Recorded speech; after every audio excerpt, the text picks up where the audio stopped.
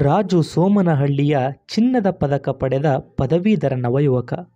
ಒಂದು ದಿನ ರಾಜು ನೆಮ್ಮದಿಯ ನಿದ್ರೆಯಲ್ಲಿ ಜಾರಿರಲು ಅಮ್ಮ ಮನೆಗೆ ನೀರು ತರಲು ಹೇಳಿದಾಗ ಆತ ಅಮ್ಮನ ಮೇಲೆ ಸಿಟ್ಟಿನಿಂದ ಗೊಣಗುಟ್ಟುತ್ತಲೇ ಹೊರಟ. ನಳದ ಝಳಝಳಿಸುವ ನೀರಿನಲ್ಲಿ ಶುಭ್ರನಾಗುವಾಗ ಒಮ್ಮೆಲೆಯೇ ನಳದ ನೀರು ಬರದಂತಾಯಿತು. ನಳವನ್ನು ನಳಿಸಿ ಈ ಅಡಚಣೆಗೆ ಗ್ರಾಮ ಪಂಚಾಯಿತಿಯ ಆಡಳಿತವೇ ಕಾರಣವೆಂದು ಶಪಿಸಿದ. ಊರಿನ ಹಿರಿಕರು ಸಮಸ್ಯೆಗೆ ಸ್ಪಂದಿಸದಿರೆ ನವಯುವಕರ ಜೊತೆಗೆ ಚರ್ಚಿಸಿ ಎಲ್ಲ ಯುವಕರು ಗ್ರಾಮ ಪಂಚಾಯಿತಿಗೆ ದೂರು ನೀಡಲು ಹೊರಡಲು ಸಿದ್ಧರಾದರು.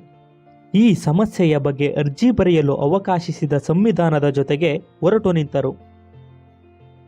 ಯುವಕರ ಒಗ್ಗಟ್ಟಿನ ಬಲದ ಫಲಕ್ಕೆ ಅಧಿಕಾರಿಗಳ ಪ್ರಶಂಸೆ, ಸಮಸ್ಯೆಗೆ ತ್ವರಿತ ಪರಿಹಾರ ಆಕಾಂಕ್ಷೆ.